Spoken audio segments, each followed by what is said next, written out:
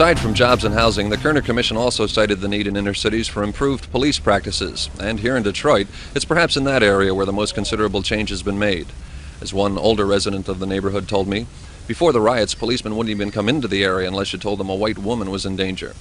Now, he says, when he or a neighbor has a complaint, the policemen are much more sympathetic and available. Charles Burke, ABC News, Detroit.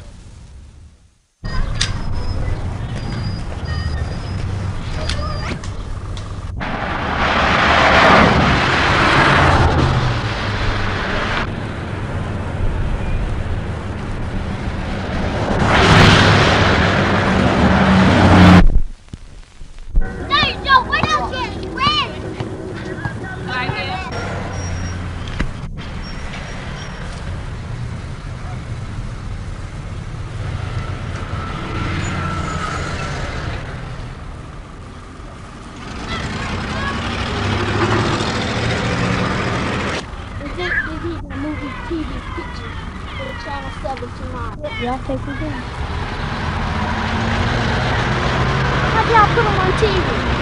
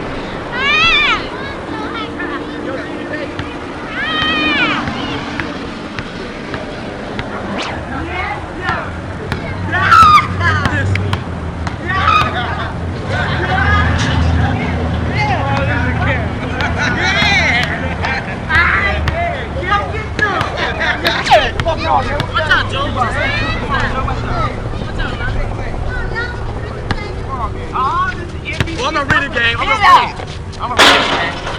Come on, help. I'm going to ride and stuff. Shoot it, yeah. Watch out. Yeah.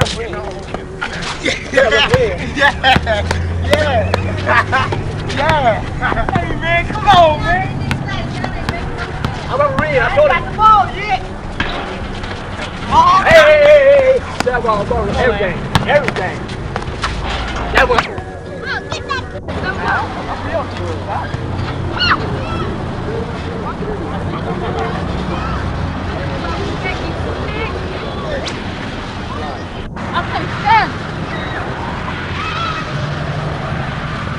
What child was that?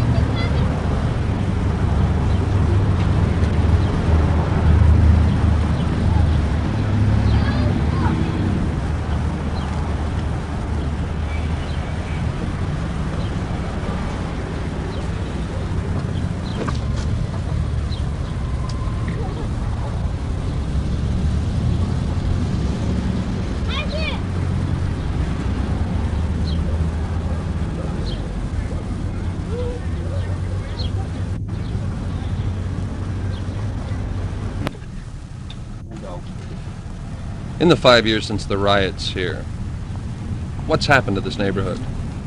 Well, we have torn down 12th Street. That was left. Had a big building over there. And all the buildings on 12th Street now is practically torn down. And they're supposed to rehab some of the homes. It was all called the Virginia Park Association. That's how it's reckoned. And have they in fact rehabilitated the area? That's some parts of it, a few homes, yeah. I don't know just exactly how many. I've been sick for the last 3 years and I haven't been very active. I had a stroke, so it kept me in. Okay, Jack. Okay. And Charles. The people in this area, would you say they're satisfied with conditions today? No, not altogether. How aren't they? Well, in the first place, until this year, we didn't get the police protection that we thought we was entitled. You've had people own their home, you've had dope pads, you've had everything else. And I was invited to a meeting for the NAACP a few nights ago, and they wanted everybody to tell them, make some suggestion about how to get rid of this thing. This thing, drugs. Drugs. So I made a suggestion. The only way they could handle this thing, that the police department and the citizens should work together. And if the police department and the citizen would work together, we wouldn't have had drug pads in the first place. Because it's only about, I think Wayne University, they took statistics about this thing, and they claimed it was only about 2% of the people at that time committing crimes in this drug business. Are you satisfied that the city is doing all it can to rehabilitate this area? No, I am not. I believe that they could do more if they wanted to. Why don't they want to? Well, I don't know. We don't know. Things could be better around here. All these buildings you see over here, they had a couple of fellows, a corporation owned them. And I've seen as how is 3 or 4 people living in the 3 or 4 family apartment. That's before the riot. And the day before the riot, we had 4 crap games right out on the street. And we called the police. Not a one would show up. And the only way that we'd be able to get any type of consideration, we'd have to tell them that some nigger was whipping a white woman. That's right. Has that changed? Well, yes. I'll have to give the mayor of the city, Gribbs, I'll have to give him credit. Under his administration, it's a whole lot of things have changed. Now you can go over to your phone, call the police, something going on across the street. You don't have to give your name. You don't have to tell them, you give them your address. But before, you had the first thing you'd call the police. Who are you? What's going on? Are they bothering you?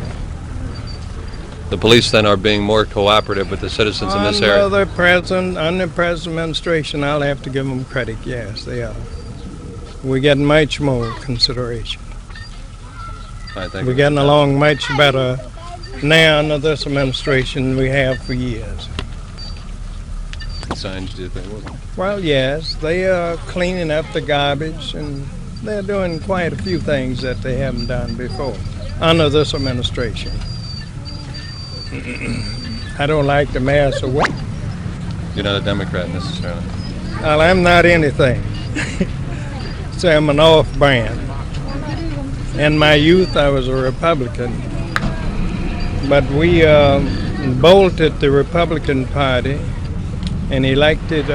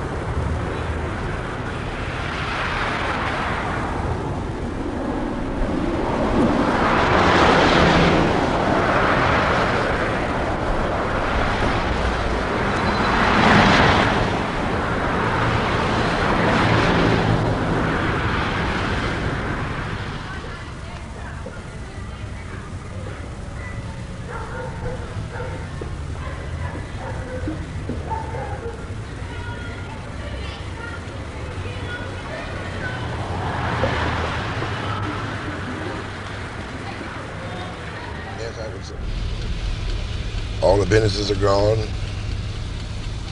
There's a lot of houses being torn down. They weren't damaged during the riot, but they've been removed since. For this new urban renewal project is supposed to be taking place. All these fences, what are they for? Well, they're here to keep people from dumping, debris and trash from other areas to keep this from going down too far.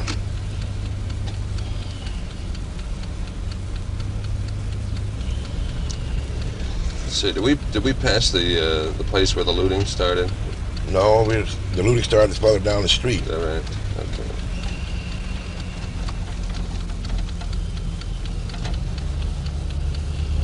All these fences, then it's all the vacant lots. It's either urban renewal or places that were firebombed during the riot. Well, most of them were firebombed during the riot. There was a house over there. There was a cleaners across the street there. And there was a doctor's office over there by that toll house over there on that's Philadelphia. That was all this area we're approaching now was firebombed. Where are all those people now? Well, they're scattered all over the city. But they left this area. They had to leave. There's nowhere else for them to stay.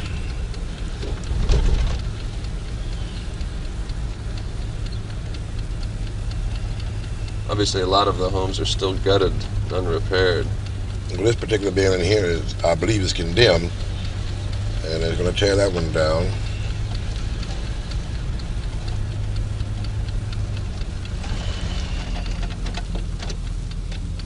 Now, on this corner here, no, the next corner it is, there was a doctor's office, a drugstore that was gutted during the riot. Firebombed, you might say. And were you here on any of the days of the riot? yes, I was here every day. Doing what? Driving my cab. I didn't think anybody could get into the area. Well, they did the first day. People came, spectators, curiosity lookers, and they had their whole families, cameras, movie cameras, anything that would take pictures. And they caused such a traffic congestion that the police eventually seal off the area. They just let, people live in the area through. They had a barricade up there at the boulevard. where we started, and that's what they did, you know. Then the next day they had the demolition crews out tearing down the buildings, you know. Why do you think the people rioted in the first place? Well, in my mind, there was a lot of unrest in the city, you know, unemployment, and well, I see in my mind, unemployment was the biggest factor. A lot of people called it a surprise. Were you surprised that it happened? Yes, I was, very much so. Well, why? Well, at the time of the riot, we had pretty good police and community relations, and I just couldn't see no reason for it. You have no idea what triggered it? Well, they say this a raid, and they say they knocked a woman down the steps or something like that, and it started from there. That was general consensus of the thing. That was this the spot? This is the spot right here, where it all started. Where it all began. That's Do white cab drivers come into this area? Yes, they do. Did they before the riot? They did then. This, like I said before, the area has got a bad name since the riot, but there's still good community relations in the area.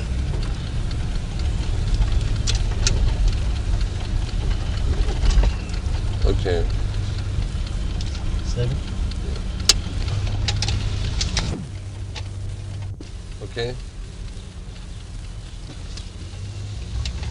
Phil, you're a cab driver. You talk to a lot of people, obviously, in this area. Even considered for a job, they were called hardcore unemployed. And these auto plants have did a good job giving these people employment. And so the city has made a real effort to change things? Yes, there's been a real big effort to change things. At least in that respect. How about housing? There's still many vacant lots and gutted houses. Well, housing has improved. There's a big, all these rundown apartments have been renovated, and those haven't been completed or in process. Practically every large apartment building in this area is being remodeled, new plumbing, new plaster, new electrical work, and all that sort of thing, see? So housing is improving, but it's slow, like anything else, you know. If there is still a problem in your mind, what would it be? In this area? In this area. Well, I can't think of any problems that come to my mind in this area, because things are, well, I say the mood is changing for the better in this area, in my mind. How about other areas hit by riots in '67? Is it much the same there? I would say so, yes.